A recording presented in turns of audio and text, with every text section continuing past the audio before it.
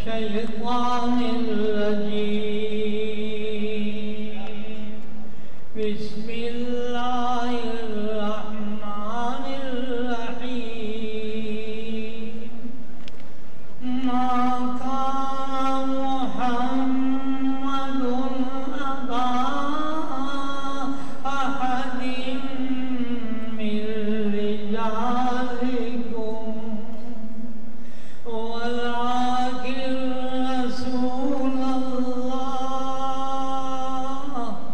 وخاتم النبيين وكان الله بكل شيء عليما.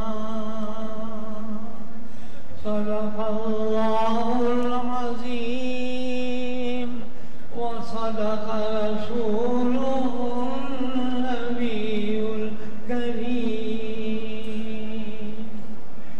اللهم صل على سيدنا مولانا محمد وعلى آل سيدنا حضرات علماء کرام یہاں سے بیٹھے ہوئے تمام علماء کرام کو دل کی گہرائیوں سے مبارکباد پیش کرتا ہوں.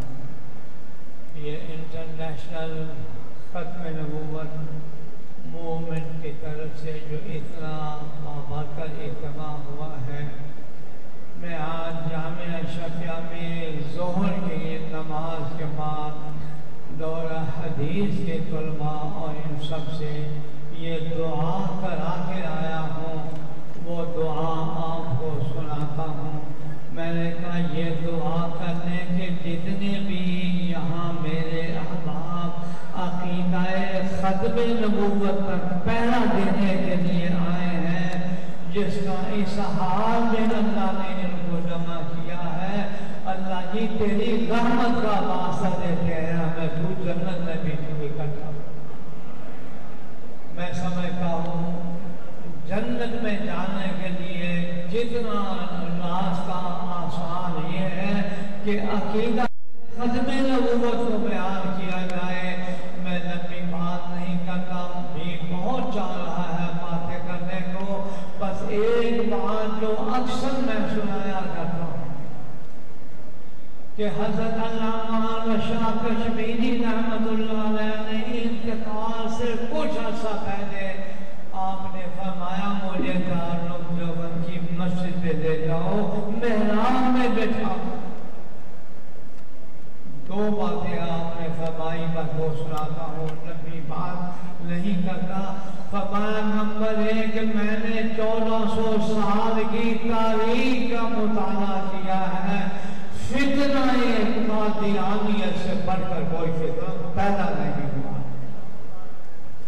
اور دوسرا یہ فرمایا کہ میرا تجربہ یہ ہے کہ اس فتنہ قادیانیت پر جو بھی حصہ لے رہے ہیں اللہ تعالیٰ نے ان کے لیے جنت عطا کر. پھر آخر میں آ کر زور سے فرمایا کہ جو عقیدہ ختم نبوت کو بیان کرتے ہیں اللہ چلائے خیر دے. انٹرنیشنل ختم نبوت کے تمام ممبران کو مکہ مکرمہ سے، مدینہ منورہ سے اور ملک بھر سے علماء کرام آئے ہیں. اللہ ان کو جزائے خیر عطا فرمائے. میں یہی دعویٰ کرتا ہوں کہ حضرت علامہ شاہ کشمیری رحمت اللہ علیہ کا جملہ جو میرے لیے بڑا ہی سہارا، بڑی ہی امید کا سہارا بنا ہے. فرمایا جو آدمی بھی عقیدہ ختم نبوت کے لیے کام کرے گا میں اس کی جنت کا ضامن. اللہ اکبر.